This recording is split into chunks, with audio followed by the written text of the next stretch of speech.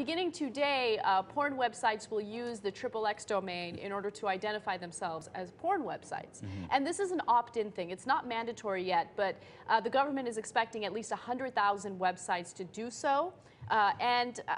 There is a lot of criticism, and some people do support it. They think that this is a great way of categorizing certain websites so people don't accidentally stumble upon porn.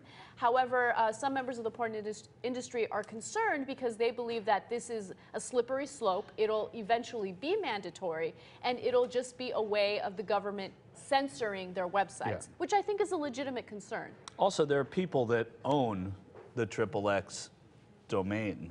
Is that what it's called? The suffix.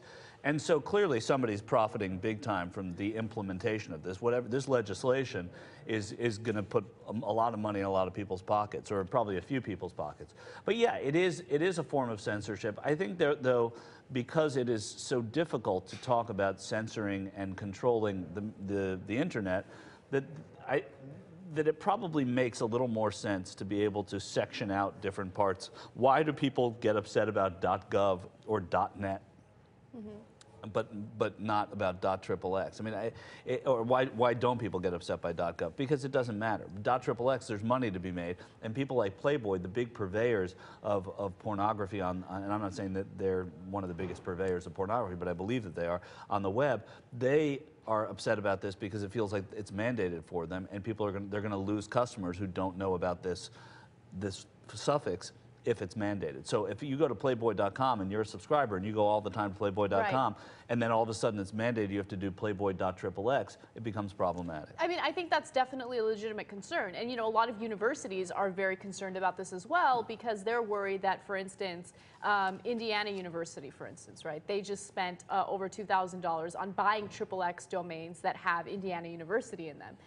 And the reason why they're concerned is because they think that people might snatch up these domain names and then basically ruin their trademark or ruin the name of their school. Right.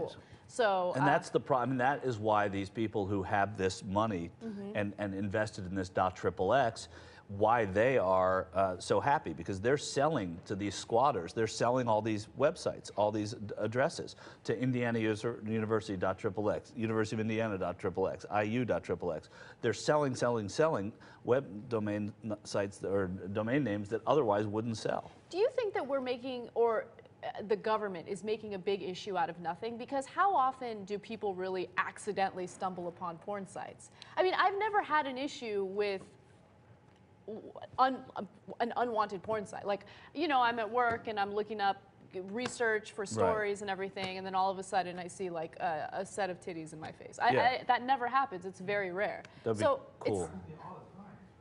Yeah, I notice it happens a lot more often to the people I work with, you know, all of these males in the office. And those are all accidents. I mean, that's unanimously accidents. Oh, totally, totally. No, I do think, though, that you're right. And I think this is clearly, the thing that angers me most about this is that this is people just sort of like gold digging. I mean, really, those people, they're selling XXX domain names to people who otherwise wouldn't buy them at all. And so, you know, youngturks.xxx, turksyoung.xxx, TYT. Ideas. I don't think have we purchased those domain names yet? Well, don't, because then you're putting money into the pockets of the people that thought. I mean, it's also a good business idea if you can. But it would be interesting to know the lobbying that went on to get Congress to, or whoever it is, the FCC, to agree to do this, because it seems that I bet money's going to a lot of people's pockets.